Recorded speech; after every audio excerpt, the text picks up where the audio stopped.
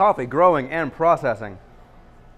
All the photos in this slideshow were taken from a trip that I took to Colombia with an importer called Cafe Imports. We'll break down the difference between an importer and an exporter a little bit later, but we took this trip with Cafe Imports, where we get a lot of our coffee, actually. A lot of the coffees on the shelf we buy from Cafe Imports. There are a couple different importers we work with. They're one of them. These photos were taken at 3 different coffee farms. El Falcon, owned by a guy named Arnulfo Leguizamo. Mirador, Elkin Guzman is the owner of that. Elkin's in this a lot. And Cafe Immaculata.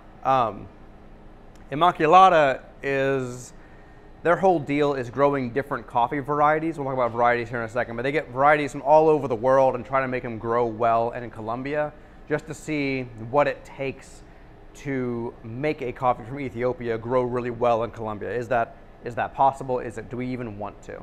That's kind of the whole thing. They have all these crazy coffee varieties, and it's fascinating to walk through. Falcon is just a super awesome regular coffee farm. I don't want to say there's nothing special about it, but Leguizamo is producing some of the best coffee in the world. A lot of world champion baristas use his coffee in competition. Really fantastic coffee farm, producing amazing coffee. And Mirador, the point of that farm, besides just producing great coffee and selling great coffee, is that Elkin Guzman is an agronomist who works with Banexport, which is an exporter in Colombia. And his main focus, at least when I was there, was to focus on coffee processing. And not so much what does the variety do when you plant it in Colombia, but when you plant varieties that grow well in Colombia, after you pick them and during the picking process, how do you treat that coffee when it goes from the plant to in a coffee bag like you see around here in the back? All the steps between those stages have huge effects on how good a coffee can taste. So his farm is all about, after we pick these coffee cherries off the tree, what do we then do to this fruit to make amazing coffee happen in the cup wherever it's brewed? So I'll point out these 3 farms as we talk about them here too. So here we go. So the first thing a coffee farmer is going to think about when they're planting in a farm, and maybe not the first thing, but really if you're going to go in chronological order, what would you consider? One of those things would be, let's get rid of that. Who knows where the cursor is? Okay, there we go. The first thing you would consider is what variety of coffee do you want to plant in the first place? Variety in coffee is so important. And a really good analogy about this is you would never go into Whole Foods or Kroger or wherever you get your produce and just like ask the clerk for an apple, right? Just have them like hand you an apple. That'd be crazy. You know exactly which apple you want. You have your favorites. You have the ones that you hate. Coffee is very much like that. Varieties are huge in coffee, and every variety tastes different. So in Colombia, a lot of the varieties they talk about, Castillo is a really kind of a hot button coffee right now because it's subsidized by the Colombian government. You actually get some money, or you get some discounts, or you get some of your production subsidized if you plant Castillo. And the reason is because it has a little bit, there are kind of 2 families of coffee that we drink. One is Arabica, one is Robusta. These guys can't breed together. But Robusta is very productive, so much coffee fruit on that tree, and whereas Arabica is less productive.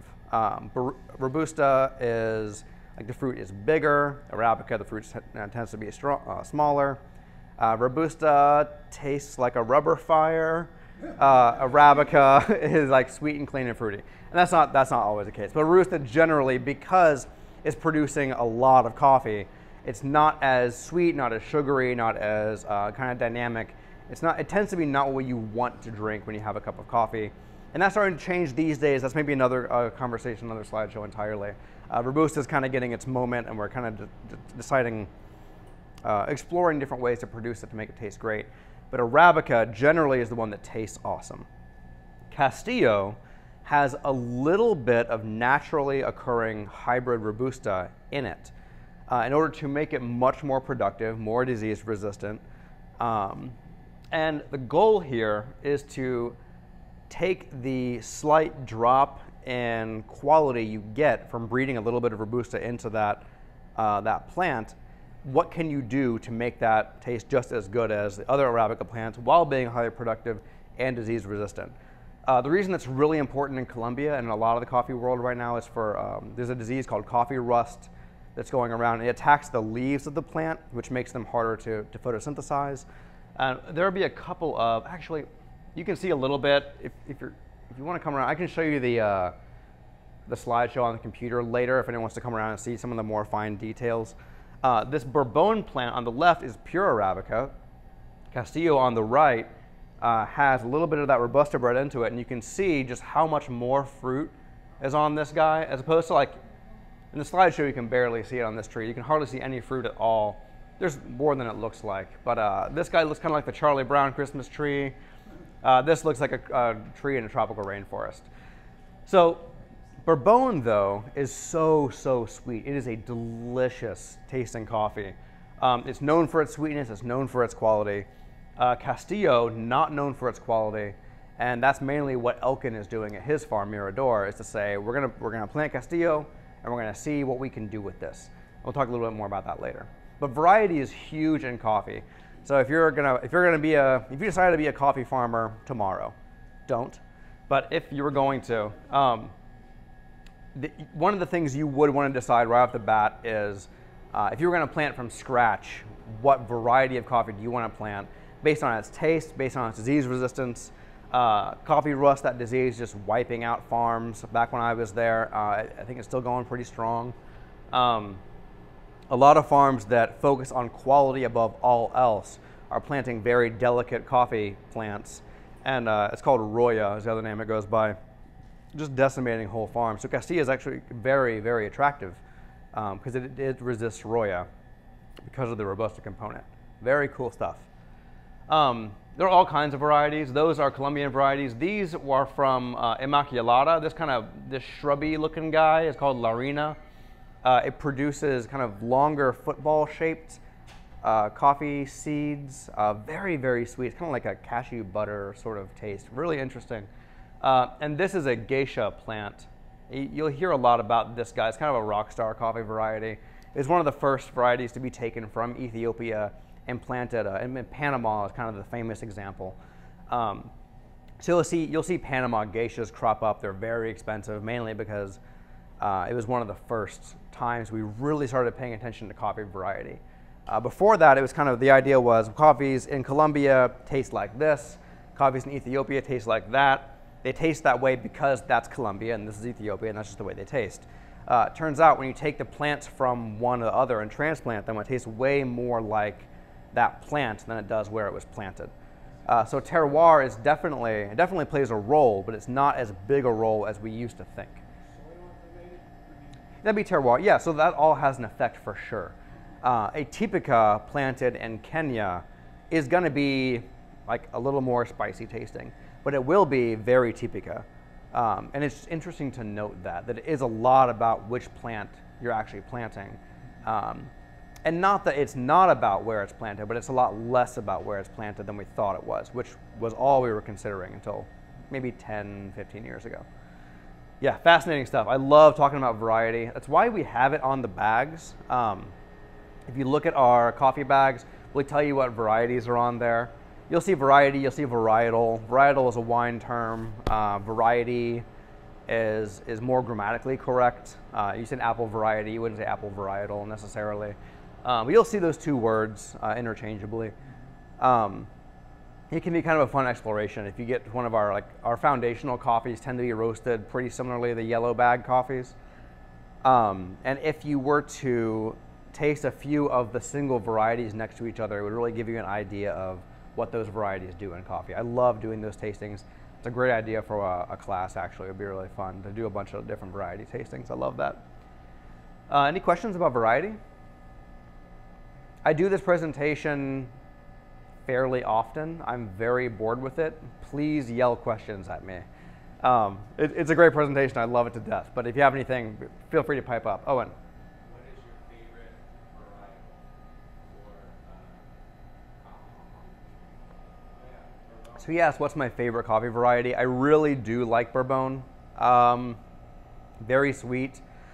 And honestly, I don't really have a favorite. They all do different things. I really do love all coffee. It's weird.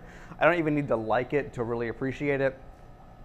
Some of the weirder varieties are like Pacamara is super fun because the beans are like giant. They're hilariously large.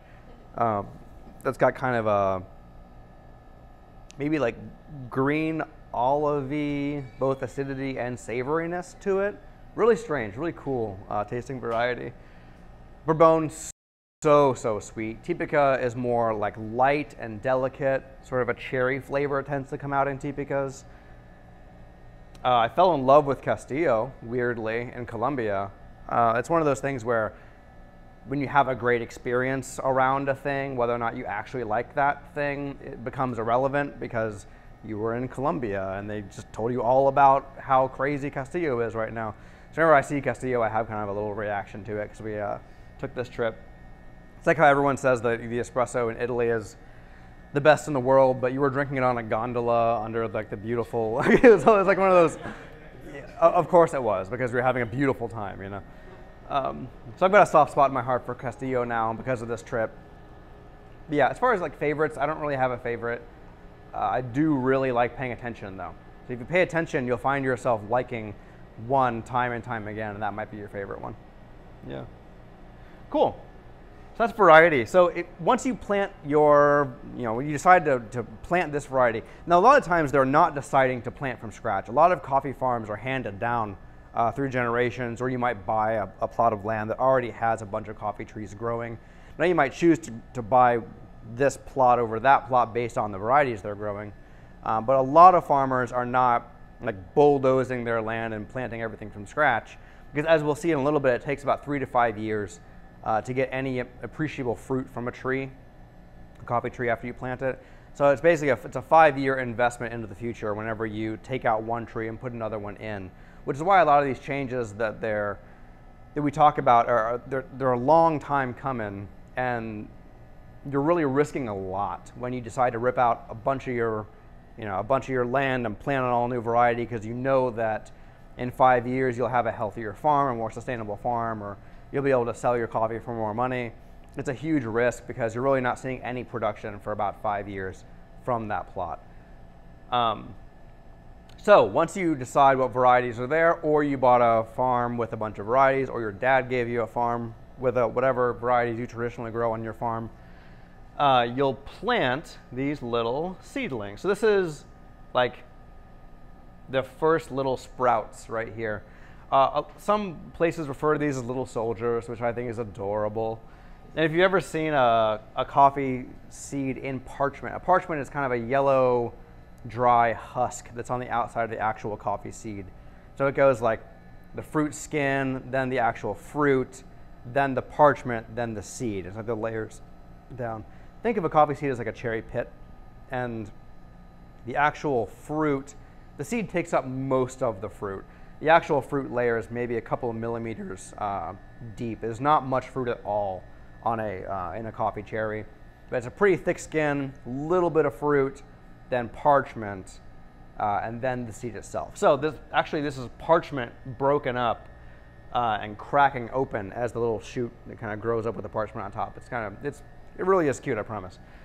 After the first year, you have these guys getting ready to go into the ground. So from here to here is like one season, and then where you plant them is everything. So in Colombia, these are Castillo plants here. They're in the open air. They're made to grow in Colombia. They're a Colombian variety. This is how you plant a Castillo. These are like screened in, it's like a screened in porch, more or less. This is Mirador. This is Cafe Immaculata. So Mirador is all about growing Castillo and Colombian varieties the way they should be grown. And Cafe Immaculata, again, is about growing all these crazy varieties from all these different parts of the world. So if you're going to plant an Ethiopian coffee variety, you need to trick that plant into thinking it's in Ethiopia. So a lot of these plants grow in the rainforest. They grow with a lot of shade cover. They don't grow out in the sun. If you planted this guy out here, it would just fry and die. So you plant it under these screens, in order to give it the filtering light that it needs so it can thrive. Really interestingly, we kind of talked about geisha before, and how a lot of people are starting to plant geisha because of I don't want to say hype, it really is delicious. It deserves the hype. It's a beautiful variety. But they're starting to plant geishas, and one thing that Ban Export, where Elkin Guzman works, this farm guy, what they've found that like the root structure of the geisha plant from Ethiopia is just not robust enough to grow in a lot of areas. So they're grafting different root, like they'll take Castillo roots and put them on geisha plants, and actually that grows much, much better and tastes great. It's really fascinating how you have to treat these different varieties in order to get them to grow well. So this is it's hard to see here, this is a variety called Eugenoides, which is it's arguably neither Arabica nor Robusta. It's kind of like the parent plant of both. Really kind of a weird wintergreeny taste to it. It's neither here nor there, but varieties can be nuts. A different variety of coffees tastes absolutely bananas. And it really is worth paying attention to. So Eugenoides grows in Ethiopia. You gotta treat it really delicately and convince it it's still in Ethiopia if it's gonna grow well. Castillo, right out in the sun, loves it.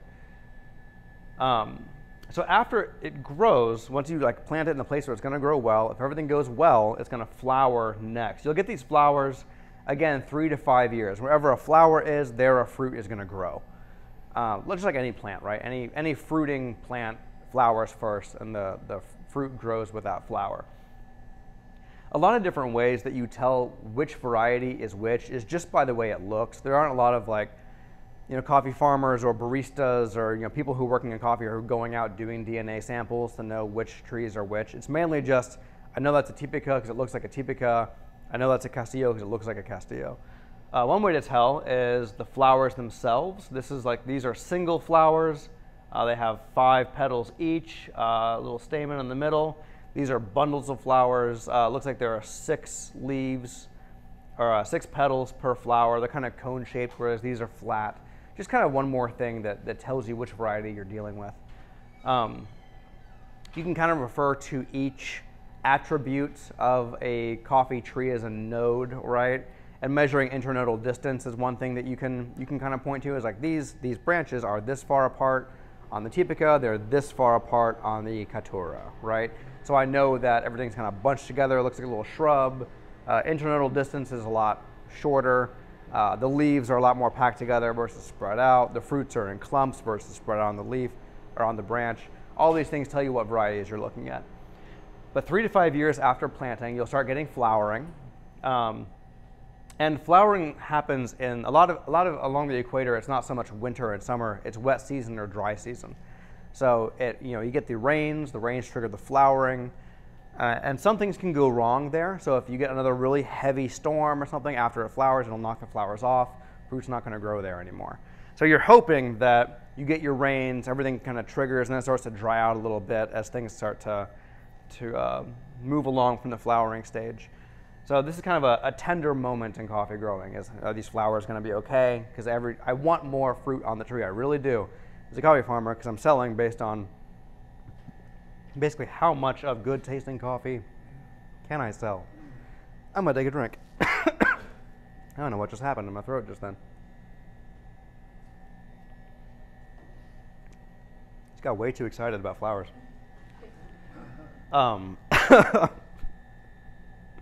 Anyway, we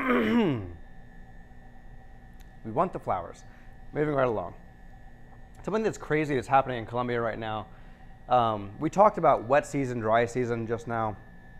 It's kind of a perpetual wet, dry thing happening. The temperatures are rising, whether you believe in global warming or not, temperatures are hotter in Colombia right now, kind of perpetually. So you have this crazy thing happening where you have like little shoots and flowers and green coffee and ripe coffee on the same branch. They don't really there's not this like flowering and then fruiting and then harvest and then flower and then fruit and then harvest. It's kind of this like perpetual flowering, fruit, harvest thing happening all the time on the same tree, which is spooky. But kind of cool. Like if you like harvesting coffee and growing coffee all year round, super rad. There's that Postal Service song where he says, "Concerns about the world getting warmer. Now we can swim any day in November." Like that's kind of a fun, cool thing that's happening, but also super weird. That's kind of how we feel about this. So Colombia, they're harvesting all the time, they're growing all the time, which is neat, but it's also bizarre to see all of these stages happening perpetually. So speaking of fruit, different fruit gathers and kind of ripens in different ways. So you can see that here you have like green here, more of a limey color. Here is some yellow going into orange. Here we have like cherry red. You don't see any burgundies on this because this is a Castillo tree, and we're going to talk about later why you'd want to pick at this stage. So you don't really see anything darker than cherry red on this tree because they're doing a really good job of picking exactly the shade that they want off of that tree to maintain high quality. So we'll talk about what that means here in a second. But there are some darker stages after that cherry red that occur as well as they continue to ripen. Yellow varieties ripen differently. So you can see like yellow would be like half ripe on this guy. You know, dark yellow is full ripe on this. This is a yellow Typica, I believe. It's a different variety. Some ripen red, some ripen yellows. Yellows tend to be sweeter. Just kind of a fun thing to know. So if you see a Bourbon versus yellow Bourbon, the yellow Bourbon is probably going to be the sweeter of the two. Typica versus yellow Typica. If you like that, go with the yellow one. If you want a more like chocolatey, more acidic kind of thing, go with the red. It's kind of a fun little variety fact. Cool. So we talked about picking. I kind of referenced it a second ago. Everything we've talked about so far, like every stage of this has a quality control element versus a just straight yield element. And the difference between specialty coffee versus commodity coffee is that you really want to make decisions that promote quality coffee, which is like better tasting coffee. But every time you do that, it's more expensive and you're risking more. So for instance, if I plant varieties that just taste awesome, and that's my only concern, I'm going to be planting very delicate coffee varieties that might die if like Roya were to come through the farm. Whereas if I plant more robust varieties, I'm sacrificing some quality, but I'm gaining disease resistance and I'm gaining production. So if you were to just go the commodity route, which is you can look up the price of commodity coffee at any time. It's like copper or like zinc or like any other like grain, anything else you trade on the commodity markets, and it's just price per, I think it's kilo of coffee. Then you're just playing a numbers game. You're trying to get the most coffee you possibly can. You're not going to be planting Bourbons because Bourbon, that's that Charlie Brown Christmas tree that we saw earlier. Little spindly guys that don't produce much fruit. There's no place in a commodity coffee farm. Whereas Castillo's, things with Robusta bred into them, really high production, really good bang for your buck as far as just quantity of coffee. Now other varieties, like those Bourbons, like they taste phenomenal. And when you sell them, you can get a lot of money for them, but not very much production. So you're kind of trying to, which route you want to go depends on how much more money, because this is a living. This isn't just, there are very passionate farmers, but it's not just a passion project. It's how they like feed their kids also. So you might try both. You might have part of your farm just devoted to pure production, to like just have your, just know that you have this every year coming in commodity wise. You might have this part of the farm devoted to like really focusing on quality to kind of like give yourself a bonus or something every year. It's not a sure thing, but if things go really well, you'll sell your coffee for just a ton of money, and that's really fantastic. Now that's the variety game. Now picking, now we're talking about processing. So once you pick the fruit off of the tree, we're now in the processing stage of coffee. So we have growing and everything we talked about so far, and now we're about to head into processing. Any questions about growing or anything we've talked about before we move on to the next sort of stage? Yeah, one. Altitude, what's the Altitude is a great question. It's actually a word, which will turn into a question. Sorry. So, thanks. So, generally, the higher in altitude you are, the better your coffee is going to be. People talk about like diurnal temperature swings, which is at night it's super cool, and the day it's super hot. That freaks the coffee trees out. So they're going to try to survive through those temperature swings. They're going to pump more sugars and more nutrients into the seed or into the fruits in order to survive. So when you look at a bag, sometimes people will include the elevation that coffee was grown at. We tend not to, just because we taste coffees we pick coffees based on taste. If one tasted better that was a lower elevation, we're not going to not buy that coffee because it was a lower elevation. That'd be silly.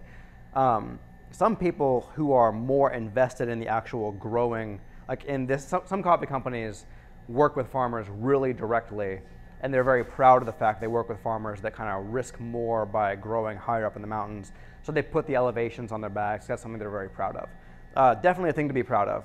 But Our altitudes actually are listed online. oh, that's rad. Yeah, cool. So a lot of these, we have the info sheets from the importers we buy from. So if you go online, you can get a lot more information about just like the kind of the back of the baseball card on these coffees.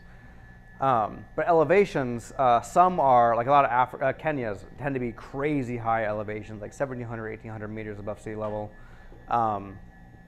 In Colombia, these are more around 1,400, which is I'm really glad you pointed that out, because Elkin, who we're going to talk more about later, the rest of this slideshow, most of it comes from Cafe Mirador, which is Elkin Guzman's farm. You can follow him on Instagram, by the way.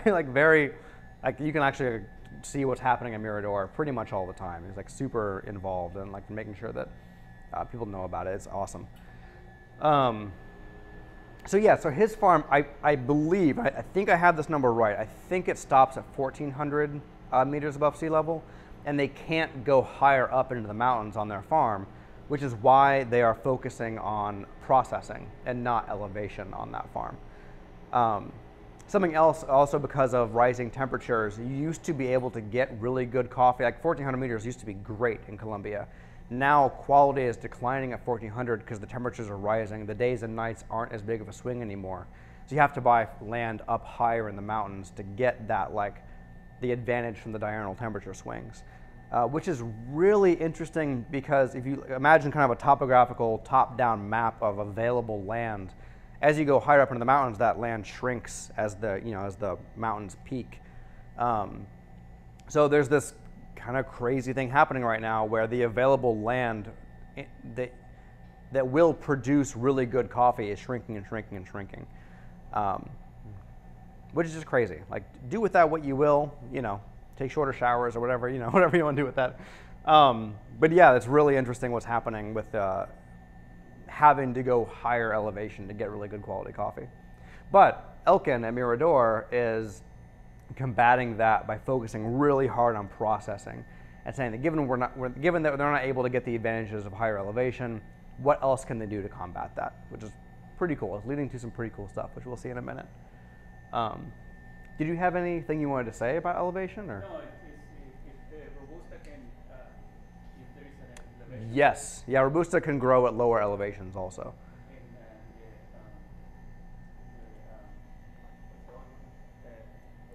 Arabica.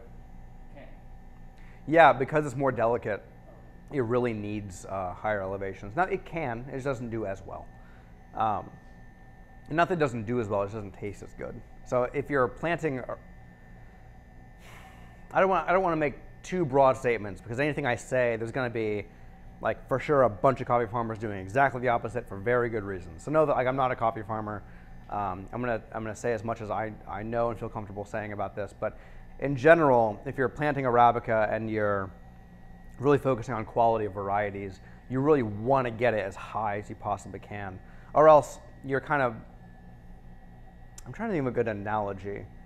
If you're going for broke on taste and you're not using the elevation advantage, you're kind of only doing half the job. You're going to be fighting an uphill battle in order to get really high quality, good tasting coffee that you can sell for more than commodity.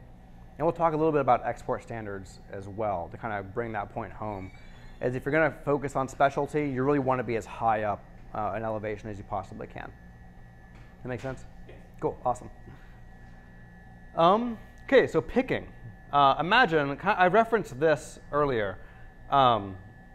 Picking your fruit is the first major step that you do in processing in order to get really high quality coffee.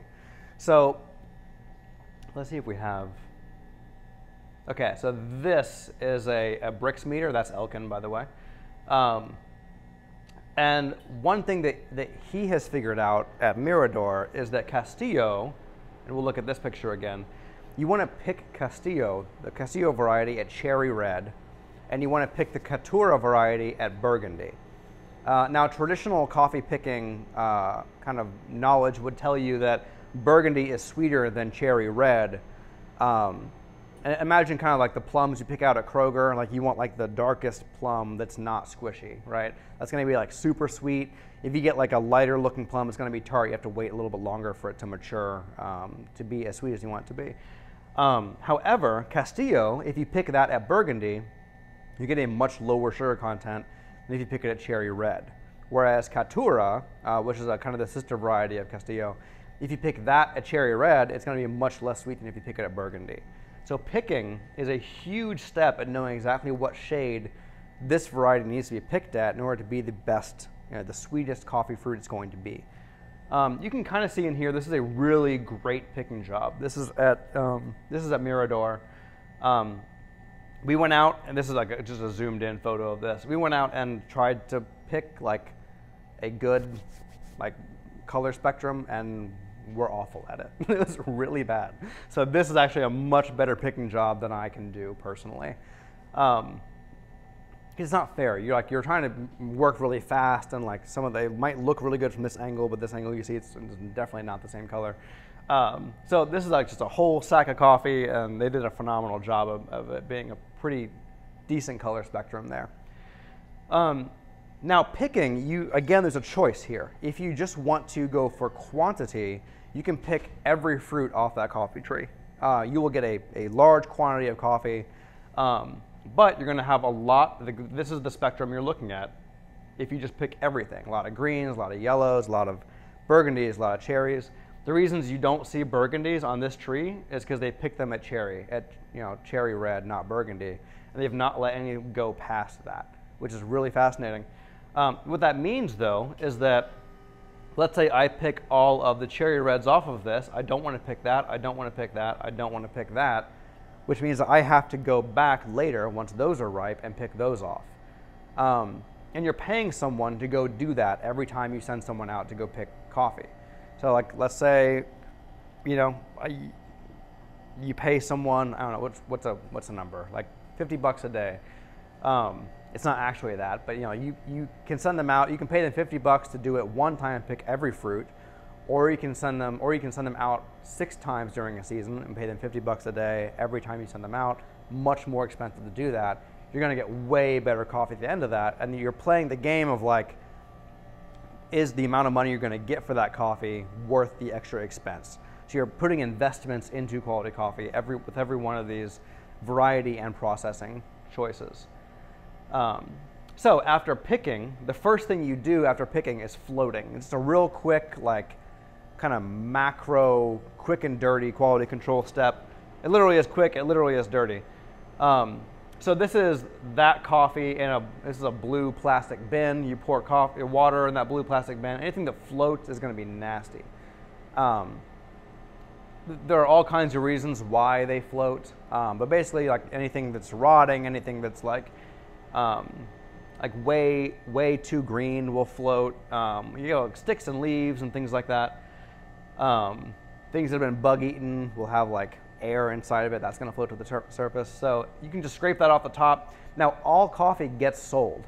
So if it is not going into your specialty lot, it's going to go into your commodity lot, and that will be out there somewhere. They use like nasty coffee in a lot of instant coffees. They can just like I'm not really even sure what else. Like, I'm not like Folgers and your Maxwell houses aren't that bad. So I don't think they're using a lot of this for that. Maybe it's blended in there.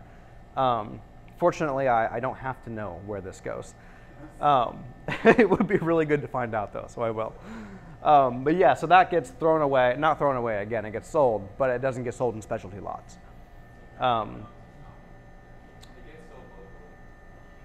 Oh, sold local. Yeah, that makes a lot of sense. Actually, that's a really good point. So, actually, yeah. So Andy's been to Honduras as well, and has gone to a lot of, has seen a lot of this stuff firsthand as well. What was odd to me when I was there is that every cup of coffee I had was like, kind of to Ryan's point, it was beautiful because of the experience, but it was god awful coffee because they like exported all of their most delicious coffee.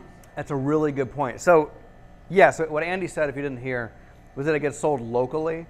Not all of it gets sold locally, but a lot of the stuff you buy, a lot of the coffee you get in coffee producing countries is this stuff because they're selling all their awesome coffee to exporters. Yeah, that's how the country makes a lot of their money. So it doesn't make a lot of sense for a coffee farmer. Basically, just they wouldn't get as much for it. So if they were to sell it, in the country, they just wouldn't be able to get what they could if they were going to sell it to an exporter who's going to sell it to us. Which it's just kind of funny. You have this experience where, and it's also good. Whenever we have regular customers that go to a coffee producing country, they usually bring back a bag of coffee that we can try with them, and that's super sweet, but it is nasty coffee. So it's just like, no, we have that coffee in here. We bought the lot. Yeah. And it's not always true. There are a bunch of great specialty coffee companies in Colombia producing awesome coffee. We went to a bunch of coffee shops in Colombia that were phenomenal. So it's not a hard and fast rule that coffee in country is not good, but a lot of the coffee in country isn't good. Just because, again, it makes more sense to sell that. Something we did on our trip is actually the producer I went with brought their coffee back to the farm that produced it actually. So like, Oh, that's cool. Yeah. they bought and roasted here, they brought it back to the farm, and the farmer was like blown away. What is this? Yeah. That was pretty cool. That's awesome. Cool. So this stuff.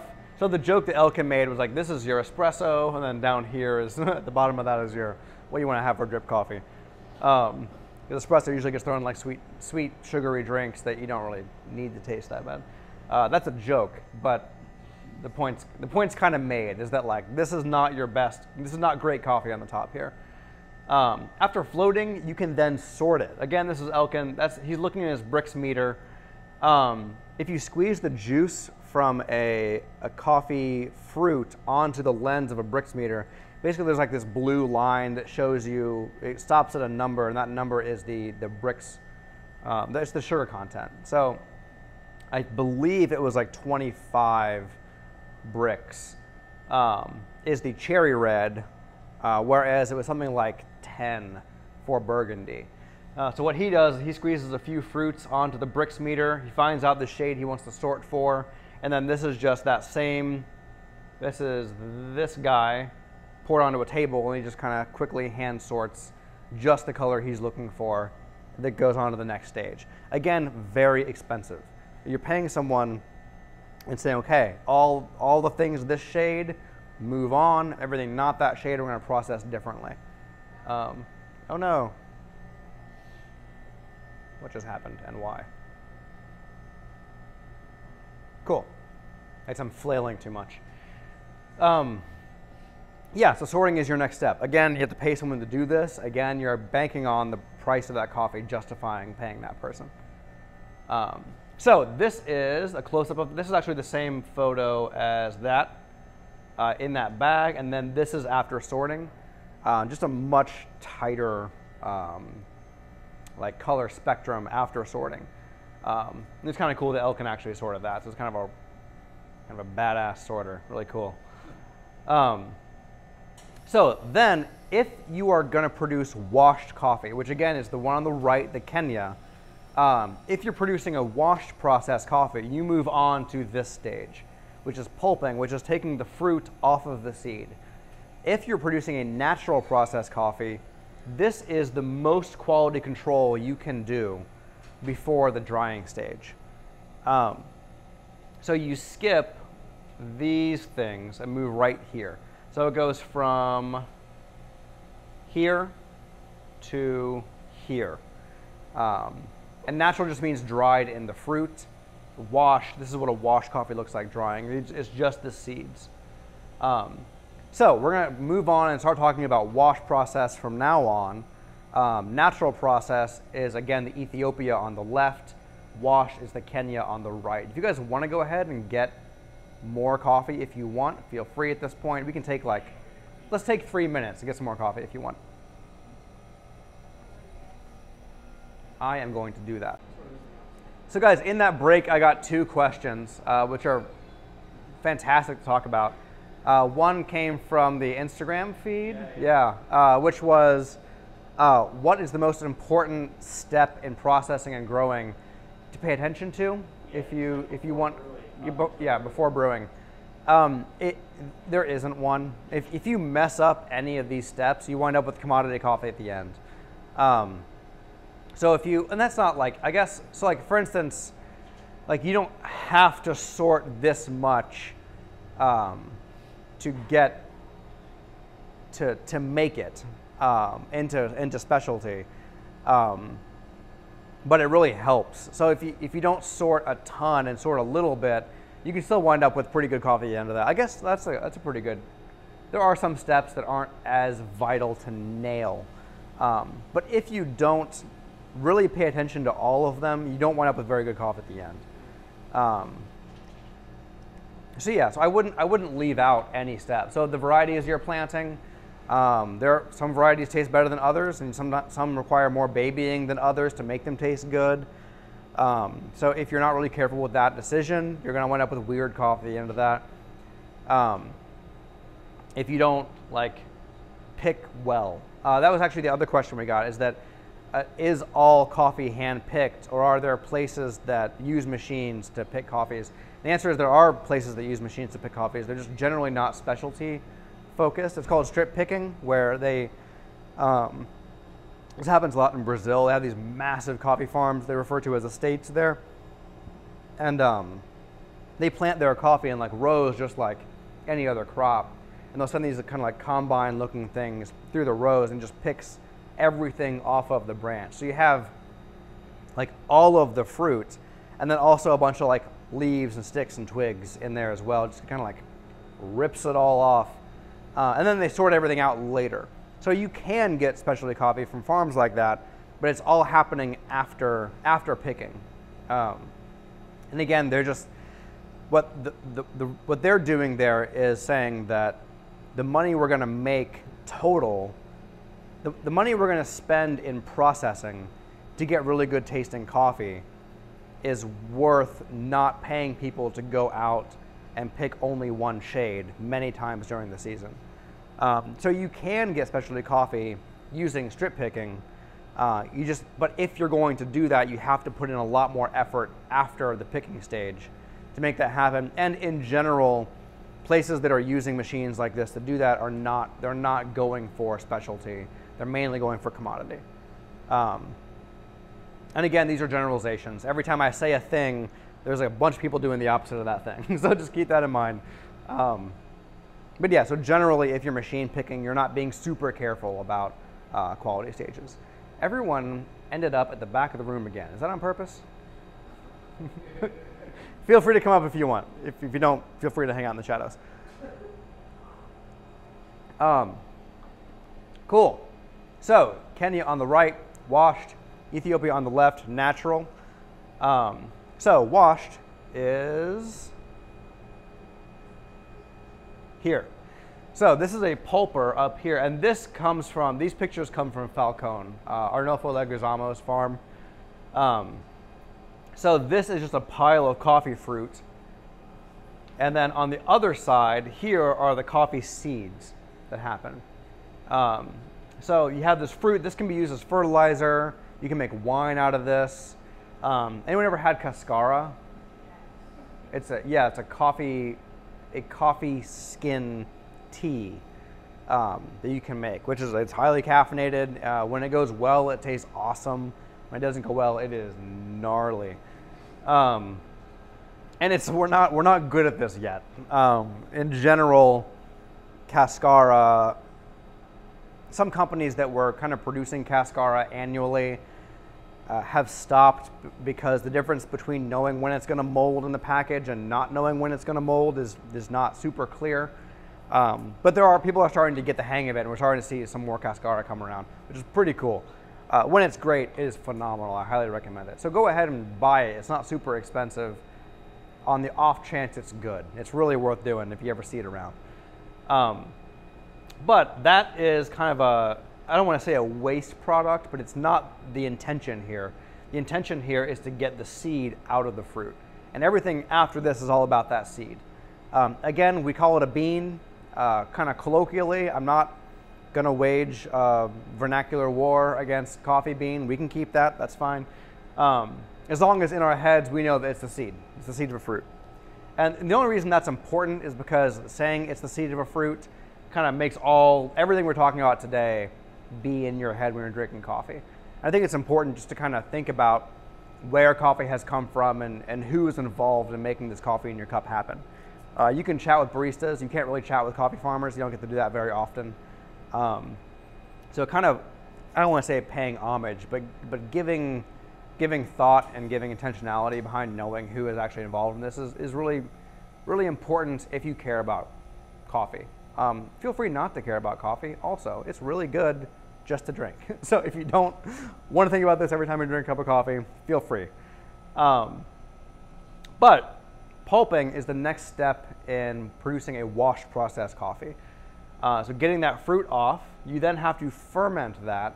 So basically what you have after pulping is you have this seed covered in what we call mucilage.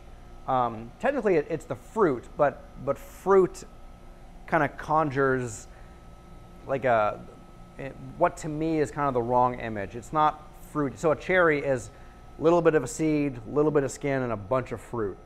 Coffee is a lot of skin, a huge seed, and again, like 1 to 2 millimeters of like this sort of sticky, very adhesive, gooey stuff. Like you can't scrape it off the seed with your fingernail. It's that on there. So to get the fruit off of the seed, you have to ferment it. There are all different kinds of fermentation, and this is actually a process that gets experimented with a lot. So traditionally how fermentation goes is that you got a farm from your dad, and your dad told you that Finca Soder, which is my last name. That's funny if you know my last name. We ferment for 12 hours underwater, and then we strain the water off, and then we dry the coffee, and then we wash the coffee and dry it. Or we ferment without water for 24 hours or 48 hours. After that period of time, we then wash the fruit off and then dry it, right? What Elkin at Mirador has found out is that using, again, there's all these cool probes in there. You really don't see this on coffee farms. But he has a bunch of probes in his coffee that kind of tells him everything that's going on. We have light meters, we have humidity, we have temperature. There's actually another screen like over here next to that that has pH on it. And what he's found is that it's much more reliable to wash the fruit off of the seed at a certain pH, between 3 and 4 pH, than it is to wait on a period of time every time. The coffee you get at the end of that processing, if you wash the coffee between 3 and 4 pH, is more reliably good than if you wash it after 12 hours or 72 hours or whatever that is, which is just super fascinating. Which, if you don't have this set up, you just don't know what the pH is. You have to measure it some other way. That's a really exciting step. It's like really nailing down that process. Turns out to be a very erratic process. And making that more reliable is a huge step to getting better coffee more often. Really, really cool stuff going on there. Fermentation, it's not actually fermenting the seed. What it does is it lets kind of the bacteria in the air and the enzymes that are kind of just naturally show up in there to eat away at that mucilage and loosen it up so that it can be washed off later. If you were to just take it from the pulping stage to the washing stage, nothing would come off when you wash the coffee. it would just be sticky still, and you dry it, and you'd have a process in between these two called honey process, or semi-washed. So if you take all the fruit and the skin and you ferment it and you wash it off, that's called washed. If you go right from pulping to drying, that's called pulp natural. If you go from not taking anything off of it and just drying it in the fruit and the skin, that's called natural. So wash process has to be fermented to get the fruit off the seed. Again, you really can't get it off unless you're loosening it up like this. So once it has fermented at Mirador to between 3 and 4 pH, or at another more traditional coffee farm for 24 hours or 12 hours or whatever time they've decided is the best for their farm, you wash the coffee. This is where the wash process name comes from. So the coffee goes in up here, and then you pour water down here, and it kind of goes down this fun little coffee water slide, and they collect it down here, and then that's washing one time. The more times you wash that coffee and go through this process, the cleaner the coffee seed is going to be when you put it wherever you're going to put it to dry it. We'll talk about where you can dry it on the next slide. But washing, the more times you wash it, the cleaner that coffee will be. This is from Falcone, which is where this picture was taken. They wash their coffee between 10 and 11 times. So just to keep washing it, keep washing it, keep washing it, make it cleaner and cleaner and cleaner. And you wind up with less kind of musty flavors. You wind up with less on the seed for bugs to want to eat. And it's just making it as clean as possible kind of makes it more distraction-free in the cup later. So you just have, oh, Typica tastes like chocolate and cherries. This just tastes like chocolate and cherries, not like chocolate and cherries and wine or musty or dirty or anything like that. So every time, the last event we did was all about coffee quality and coffee scoring. Every time something goes right on a coffee farm. So you taste 2 coffees. One was washed 10 to 11 times like Falcone. One was washed once. This one doesn't have earthy flavors. This one does have earthy flavors. So I know when I taste earthy flavors in a coffee, it's because it wasn't washed as many times as it could have been.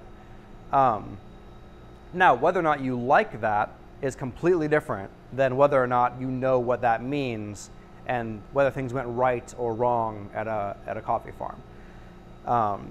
So that's kind of how you build what quality coffee is like what happened here, what's good and what's bad, what does that taste like at the end. Okay, so we know if it tastes like this happened, if it tastes like that happened, right? So washing this many times and either paying someone to wash or doing it yourself that many times just means that you're creating better and better coffee at the end because you're doing things that create better flavors at the end of that process. Again, feel free to like coffees that are traditionally not very high scoring flavors. So for instance, we have Sumatra on our shelf. We're in the middle of doing kind of a palate development class with the baristas right now, and the main flavors we get out of it are dry cocoa, earth, and woody. These are not flavors that score very high on a coffee cupping sheet. Sumatra is one of our more popular coffees because it tastes awesome with cream and sugar. It is super bold. It is it's a slap you in the face kind of coffee. And there is definitely a time and a place for that coffee. So that's very much about objective quality versus personal preference. Coffee is one of those things where the only reason to drink it is because you love it. So just because a coffee scores a 92 does not mean that you have to like that. It just means that that coffee scored really well. It's worth a lot of money. They must have put a lot of effort in to make that coffee taste that good. And that's all these guys are doing, is they're saying we are doing everything we can to make that coffee taste as high scoringly as possible. So washing a bunch of times is part of that. Then drying is the next step. And here we have 2 different examples of places you can dry a coffee. This is patio drying. They have it in rows like this. That's a concrete patio. And they rake them. That's actually what the rake looks like. There are tines on the other end of that rake. That looks like a stick, but it's a rake. You rake it into rows like this just to kind of keep them moving. You don't want to have it in a pile because stuff in the middle of that isn't going to dry very well. The outside's going to be super dry. And they rake, like here they rake every hour. This is a raised bed up off the ground. I think they rake about as often, if not more often, when they're doing patio drying. Because again, there's not air on the bottom, so they really need to, stir that thing up as often as possible. So there are advantages and disadvantages here. So patio drying, you can get more coffee on there. You don't have these little mobile beds here. This is on the ground though. What else is on the ground? Everything else is on the ground. You can get like bugs and varmints and all kinds of stuff here. This is going to dry a lot more evenly than this will. So again, if you invest in beds up off the ground where air can get all the way around, you're raking it all the time, you're going to wind up with a more reliably good coffee at the end of that. Again, not that you can't get great coffee this way. It just takes a lot more work, and you're rolling the dice a little bit more when you're drying on the ground versus drying on a raised bed. Now again, a concrete patio is a great place to dry coffee, just not quite as good as a raised mesh bed up off the ground. Other places you see coffee dried are like tarps on the side of a road or just on the ground without there being a concrete patio. And you get very different results with those coffees. Again, you're not really putting effort into making the best coffee ever if you're just putting a tarp on the ground and drying your coffee there and not raking it all the time, right? This is what natural coffee looks like dried. These are both at Cafe Mirador. And again, they've gone from this stage directly to this stage. Again, this is the Ethiopia on the left. You'll notice a lot more berry flavors in this and a lot more clean flavors in this. Now, it is a great analogy that coffee dried in the fruit tastes like berries. It's not actually clear that it's the fruit that's doing that. It can just be that maybe it hangs out in moisture longer, or the way it dries causes the enzymes to break down in a different way. But it is a nice picture though, right? Like, it dried in the fruit is much fruitier. I don't mind that being the reason we think that, but there's some different research going on about why it actually picks up those flavors. It might not be because it's dried in the fruit, and it might be because of how it dries in the fruit. Now what you're doing when you do this, when you skip all of these quality control steps, is you wind up with something that can taste phenomenal on the other side, like this Ethiopia Alaka we're drinking. It can also go really wrong. And it's not, and you don't get to see that until the very end, because you've not gone through all these quality control steps. You've not gotten to see the seeds, take the fruit off, you ferment it for an X amount of time, you then wash it and wash it and wash it. You're not observing the process. You're going just right to kind of a black box on a raised bed there. Some companies won't buy natural processed coffees because they can't. If you work directly with a farmer and you're going to buy his coffee every year, I can tell that farmer, I can give that farmer feedback and say, like, here are things that you can do to make sure that the coffee tastes like the coffee I want to buy at the end of that process. And if you do these things, I will buy that coffee for sure, if we have a good relationship, right? I've been buying from you and your farm for 10 years. I trust you guys. I want to solidify that relationship. So every year I'm going to go ahead and buy your coffee, as long as you're, doing the things I know you do great that made me want to buy coffee from you in the first place. It is much harder to do that with natural processed coffees. You can do everything that you know to do right, and still wind up with coffee at the end of that that's just not very good, and not like a coffee that you can definitely want to buy all of every single year. Now, that's a minority opinion. There aren't many coffee companies that just don't buy naturals for that reason. Most companies love naturals, but know that for every delicious fruit-forward berry natural like this Ethiopia Alaka you have, there's like hundreds of naturals that went horribly wrong that taste like olives and dirt. And you can do a lot right and still wind up with a natural that just doesn't taste that great. Again, I'm not talking trash about naturals. I love a good natural. I taste a lot of funky naturals though for every really good one that I taste. So you're rolling the dice real hard on these. But the payoff when they're great is so good. So for instance, this Alaka, I just love it so much. And we're super lucky to have it, and I drink it every chance I get because who knows when the next time we're going to have a natural this good around is. Any? Oh, for sure. Yeah, they rake them all the time. In fact, I think it's probably more important to make sure these are drying really evenly, just because you're drying through a lot of stuff to make that seed. So the drying process, you're trying to get the moisture content of the coffee seed to between 10 and 11%. And they have hygrometers that they put them in there and check the moisture content. Kind of like roasting, kind of like extraction. Like when you're a barista and you're looking at these things, the amount of time it takes to get it there is everything. So if it gets to between 10 and 11% in 3 days, that's nasty. If it takes 4 weeks, that's nasty. So they're trying to hit that, and I think it's 14 days. Is a really good time to dry your coffee to between 10 and 11% moisture content. If you don't hit between 10 and 11, if it's too moist, it'll mold in the coffee sack like that. If it's too dry, it'll just taste like hay. Hays and peanut shells and nasty dry flavors. This is kind of in a fun little tent here. These are called parabolic dryers. So you have them on these little like kind of trays, like little tables up off the ground. Here's what they all look like in a row inside a parabolic dryer. This is the little drying house they have it in. It has tarp to keep the rain off of it. They're made to funnel the wind through them. The floor of this is also made of mesh. So it's just like it's this room that's designed to dry really evenly. And they'll walk in there every hour and rake the coffee just to make sure it dries well.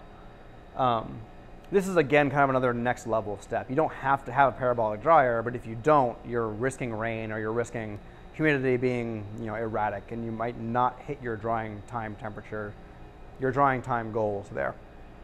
Now these are some drying experiments happening at Cafe Mirador. So what Elkin has found, again, here's Elkin, is that he uses these screens to dry at a cooler temperature for 3 days, and then takes the screen off to dry at a higher temperature for 11 days. And he's shooting for a 14-day total drying time to get to between 10 and 11% moisture content. Again, his farm is all about what do we do to this thing once we pick it.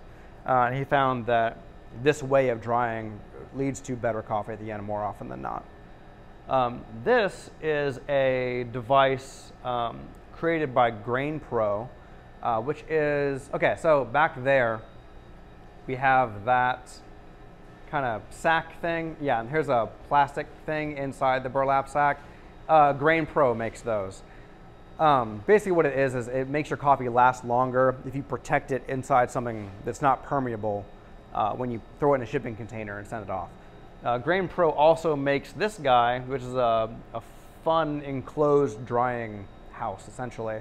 There's a fan at the other end, which is why it's inflated. And there's just kind of coffee lying on the inside. You could conceivably dry coffee in a monsoon with this guy. Monsoon might be in the rain. Let's say rain, because monsoon sounds excessive. I say monsoon because they're testing this for use in really wet areas, Sumatra, Papua New Guinea, places that are known for just really damp, wet weather. This could be a way to increase the likelihood of getting good coffee in areas where it just rains so much.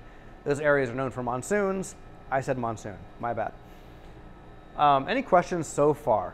I've done a lot of talking. Yeah. Are natural varieties any cheaper than the wash because So much more expensive. Not so much, generally more expensive, because again, what it takes to get that is huge, and for every really awesome natural coffee lot, there are lots that are less awesome. That's true of all coffee, but usually a really great natural processed coffee is going to be pretty pricey. Really good question. That's great. Yeah, it's a rarity thing, and it's a risk thing. So hit or miss that, like you said, there's like, for every 5, you might have Yeah. Now, you would think that since there's fewer quality control steps, yeah, you might be able to sell it for less. But I think it's that since you're not taking those steps, the end you wind up with a lot of coffee that's just not the way you wanted it to be. I'm not going to say good or bad, but if you're going for clean fruit flavors, those are really hard to get. Yeah. Yep. Also, they're awesome. So like, when you get a really good natural, it's worth a lot of money just because it tastes awesome. It tastes so good. So really, like when we're talking about coffee scoring, the things we give points to are like sweet fruit flavors and other flavors as well. But those are high scoring tastes, and that's what those coffees do best. So you have this coffee that like costs twice as much because it tastes twice as good, and because you have a bunch of lots that you didn't get to taste because they just didn't turn out that well. Yeah. So after drying, the farmer / producer, however you want to refer to them, they're going to put it's 10 to 11% moisture content, which means it can go into a bag and not mold. So they're going to do that, and they're going to send it off to the exporter. That's when their job is done with that coffee, and the exporter is going to pick up where the story is headed. We don't get to hear a lot about exporters, which I think is a crying shame because they do so much good work. So if I want to buy a coffee from Elkin, like I met the guy, I hung out at his farm. Let's say here at Cinergas, I'm like, guys, we need to get Elkin's coffee. It's phenomenal. We can't go to Elkin and say, hey, dude, like, send us a bunch of bags of coffee.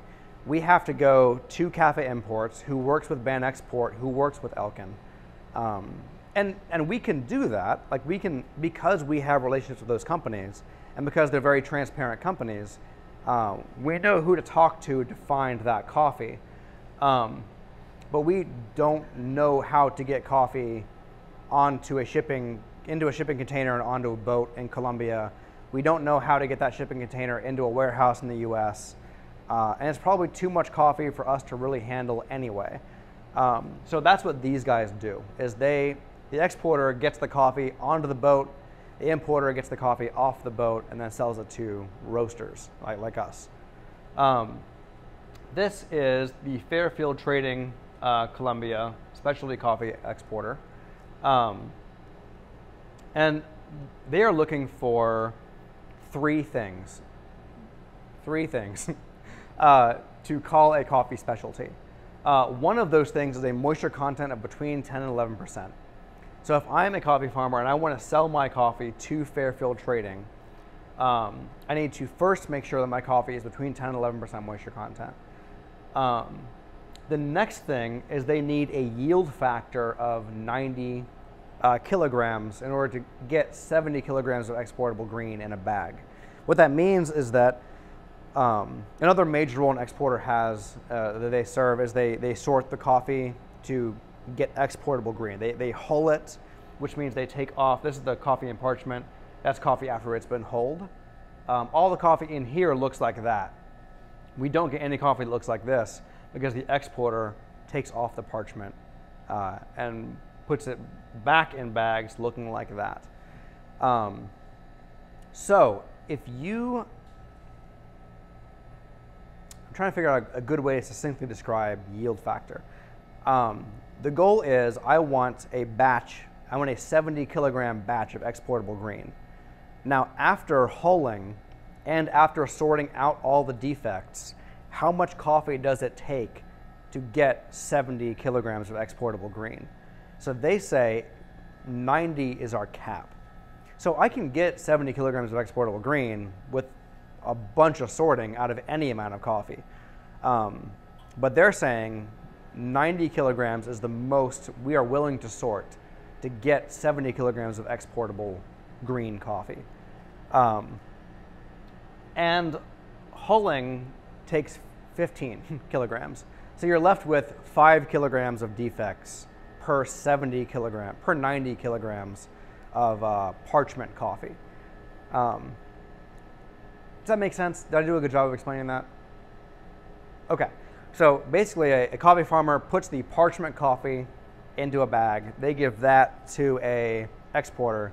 The exporter takes off all the parchment and then sorts out all the things that have been like eaten by bugs, or the seeds are split in half, or it looks kind of black, or all the things that we know to look for that is a defect. They take all that out and they're left with exportable green. And to get 70 kilograms, 90 kilograms is the cap for what they can be given for that. Okay. They do that in 100-gram samples. So if I bring my coffee from my farm to a specialty coffee exporter, they're going to stick it with a little spike, a little hollow spike looking thing. They're going to draw out 100 grams of coffee. They're going to put that right in a hygrometer and say, oh, 12% moisture content. You can take this to the commodity exporter down the road, literally like 3 doors down. There's one. This is in St. Augustine, Colombia. There are exporters kind of all over the place in this town. Fairfield Trading is one of them. So if your moisture content is too high or too low, skip this stage, go right on to commodity, don't worry about it.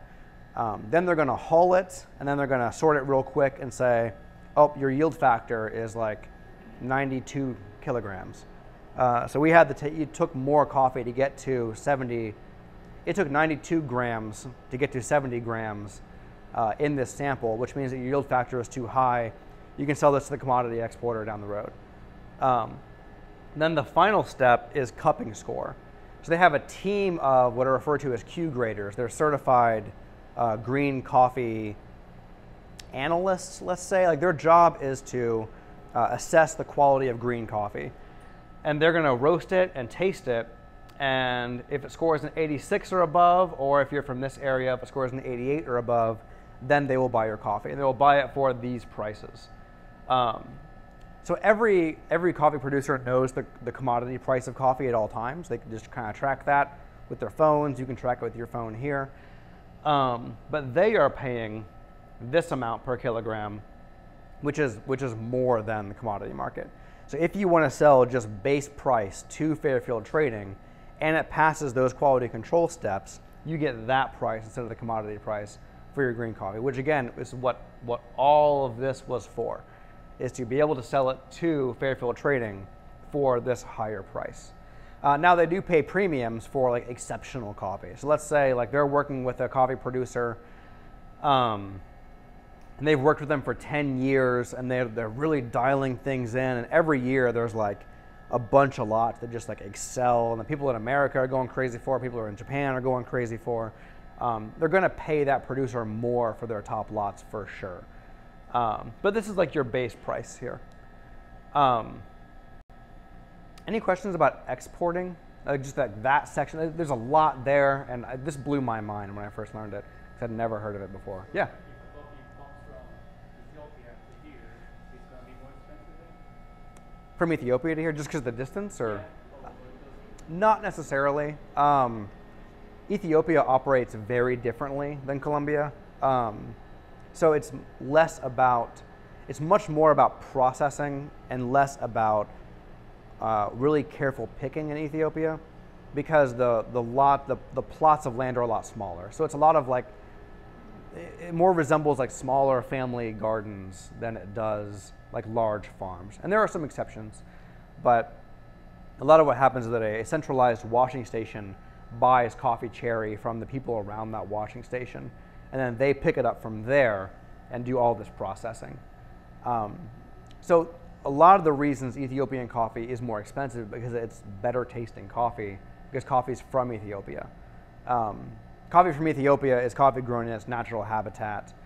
It takes not as, I'm not going to say it doesn't take a lot of work, but it takes less work to get really high scoring coffee in Ethiopia than it does in Colombia or Brazil.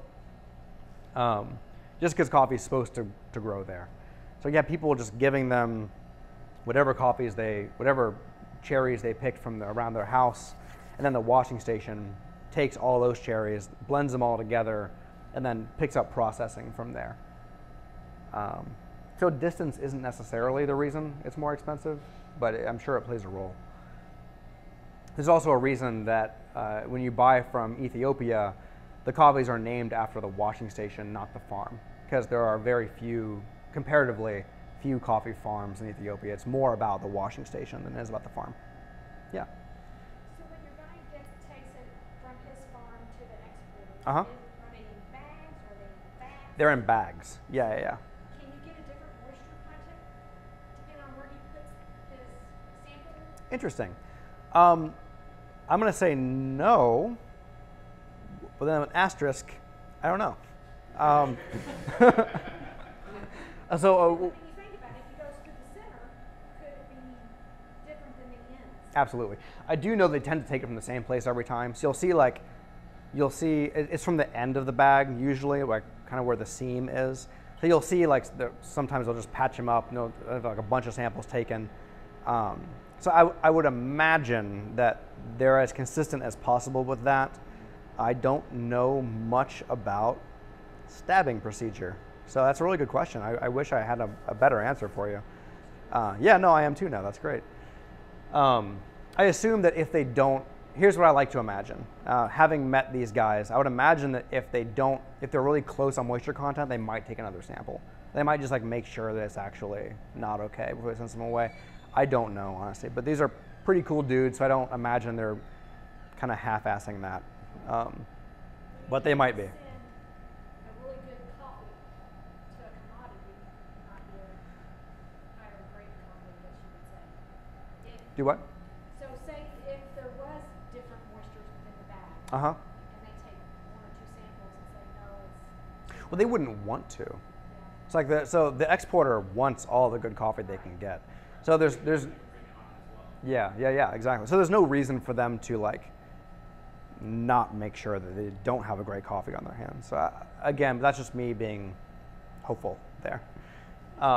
Yeah, I would be interested to know the answer to that. If you stab it like on this side versus that side, or get real in the middle versus. So I think what happened. I think what's more likely is that they're really motivated to get it from the farm to the exporter as fast as possible, because they were really careful to dry between 2011. So I would imagine there's not a huge difference because they've done a good job at getting it to them pretty quickly. Again, though, I'm kind of spitballing here, so that's a really good question. Yeah. Cool. This is one of our last few slides. We're coming up to the end. Don't sweat it. So exporters, something else they do that ice run. That's cool. Something else they do is they store the. It's like the. Well, wait. It's okay.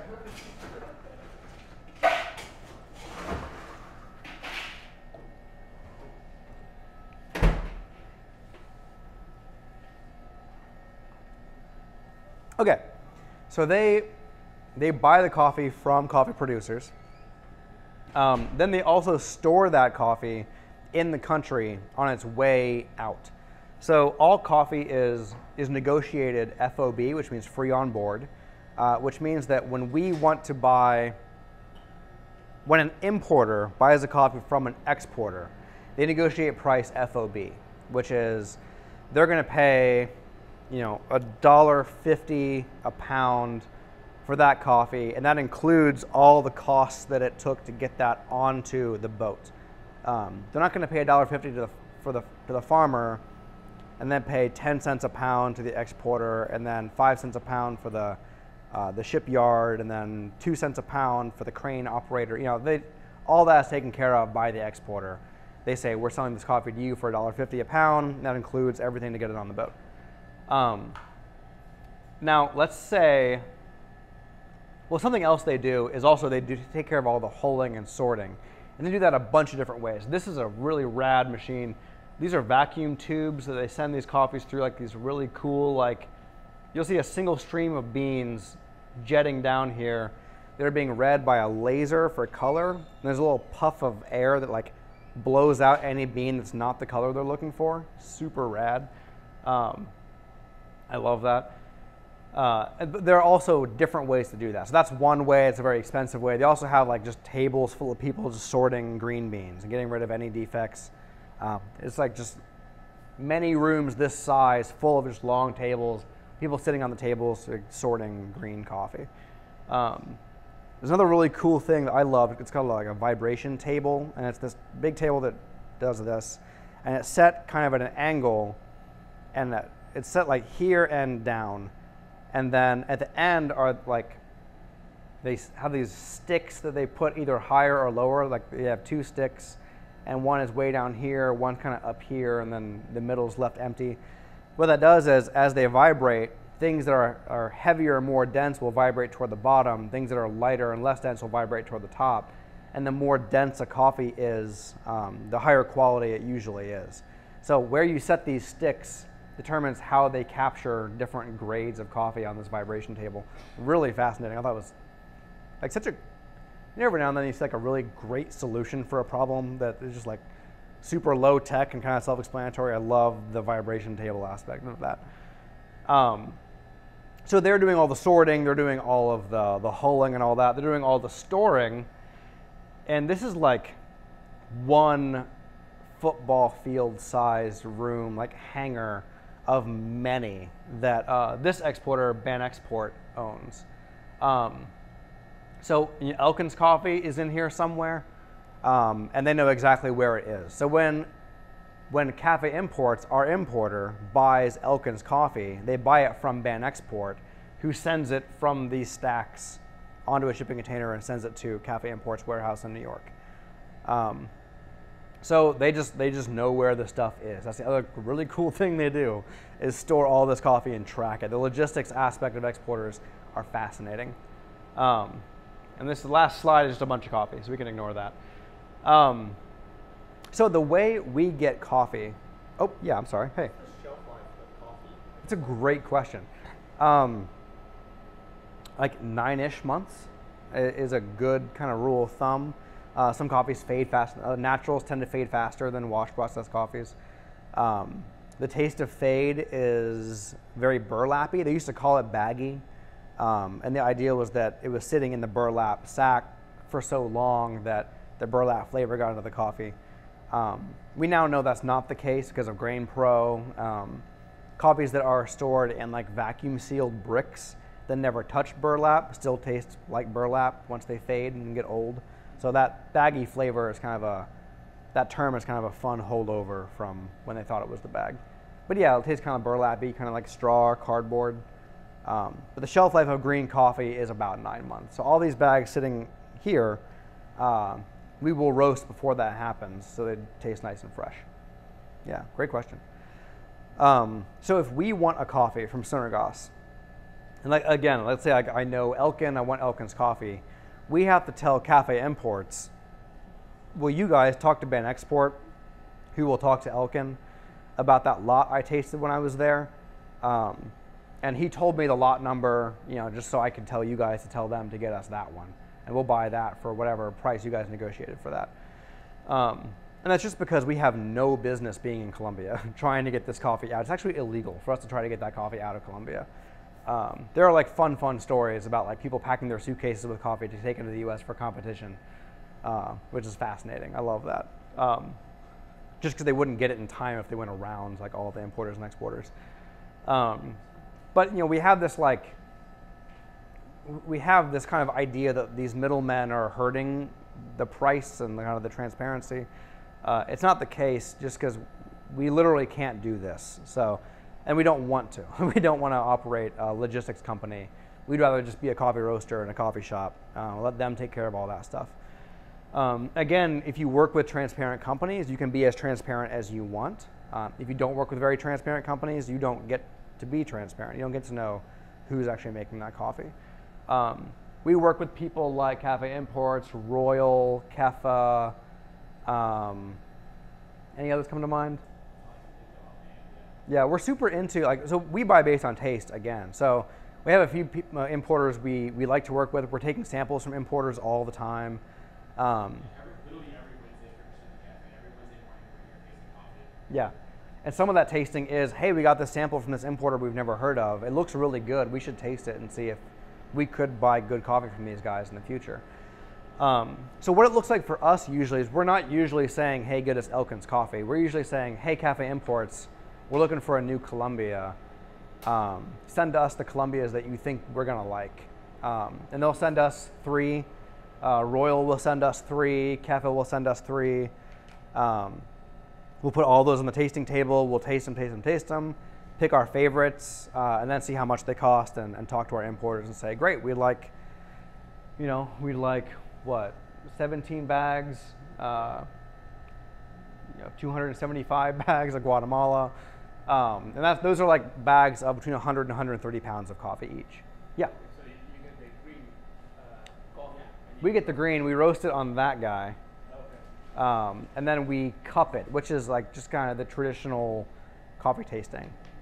Yes, these bags are full of green coffee here. Okay, but the samples that you gonna taste. The samples are green. They sent us 100 grams, I believe, of samples. Or 30? How many grams are samples, generally? I think it's 100 grams. Oh, the sample size, I think is 100 grams. Yeah.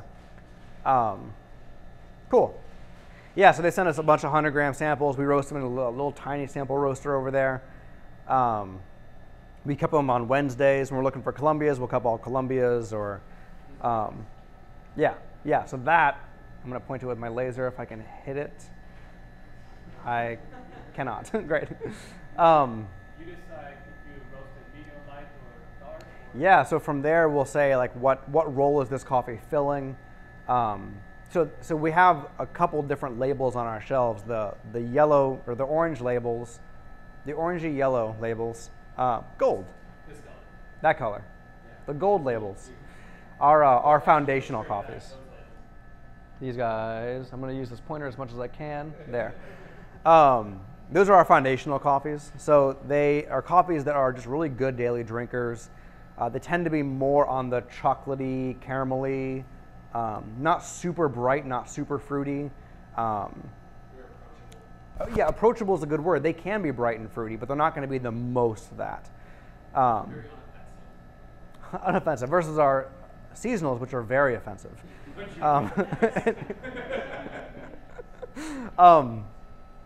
So yeah, so that's our foundational. Those are usually roasted a little bit darker because the flavors we're going for are like comforting, approachable flavors.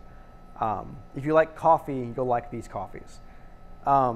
Whereas our seasonals are, we buy a lot less of them. We don't buy as much of those coffees. We buy based on just like crazy good, awesome fruit, usually fruity, sometimes just like very sweet. We're buying those. They're generally more expensive coffees. We generally don't buy as much of them. They run out pretty quickly because there's usually not a lot available, and we buy them just based on how crazy can these coffees be. And we always want to have a crazy fruity coffee on the shelf. We usually want to have like a deeply sweet coffee on the shelf. And that's more just kind of fun for us. We have these seasonals because we love them. They're more expensive, but we want people to taste them because they're our favorite, not necessarily our favorite coffees, but they're really stand out. I don't always want Ethiopia or Kenya, but these are two seasonal coffees, and they're really fruity and they really stand out. They don't really taste much like coffee.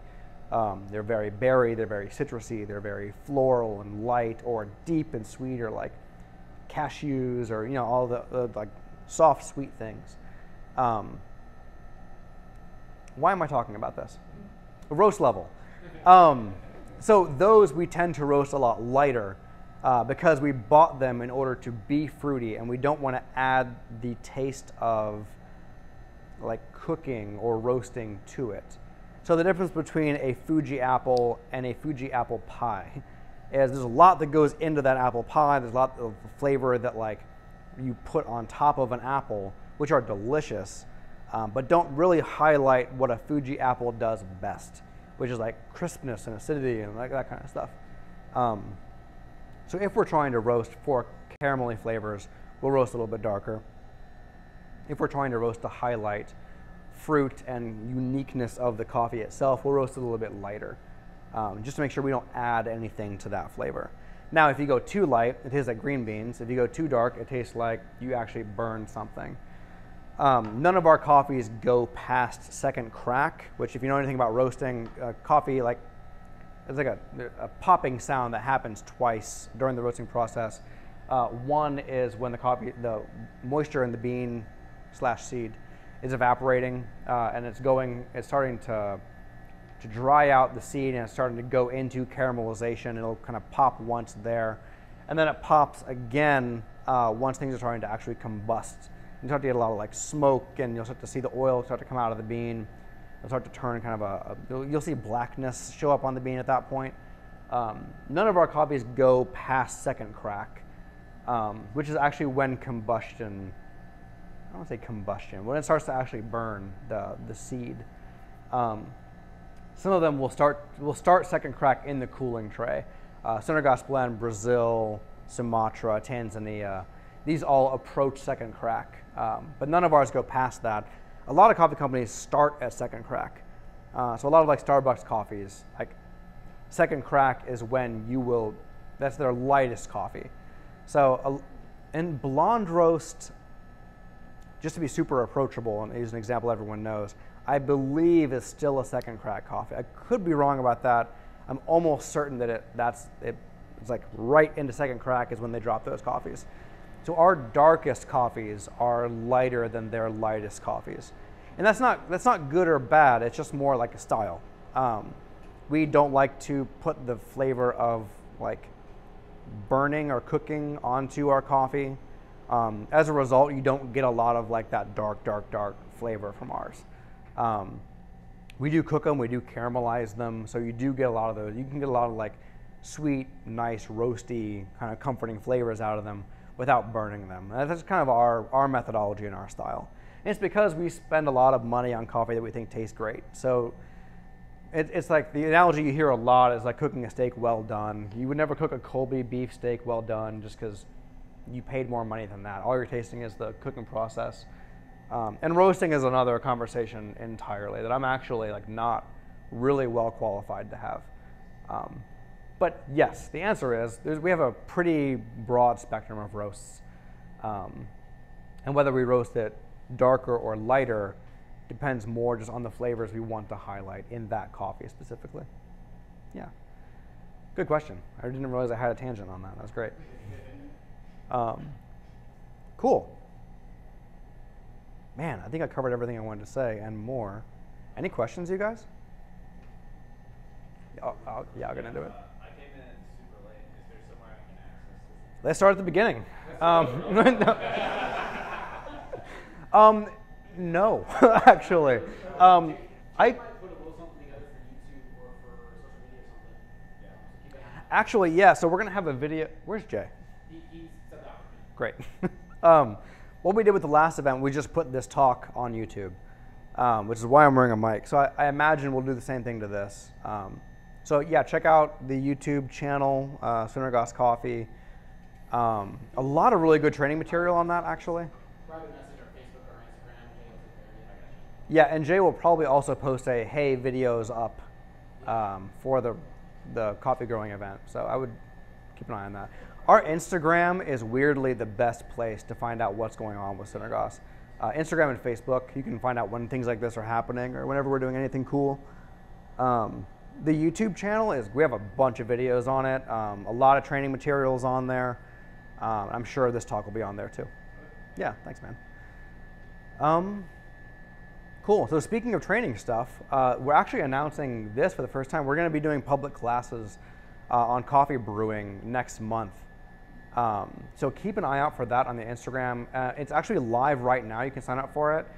It's $50 a person, and that gets you, it's a free 8-ounce coffee, 10% off anything in the store. Yeah. It gets you 8 ounces of whole bean coffee, which is actually worth something. And then you get to spend an hour or two with me learning how to brew coffee in our training lab on Preston Street. It's really fun. We used to do these classes before. They sell out pretty quickly. So if you're interested at all, they make great birthday presents and things like that. It's a lot of fun. I love doing them. I'm really excited to have them back again. Yeah, so the class format is we're going to have like V60s, which is a manual brewing method. Talk about how to do pour-overs at home.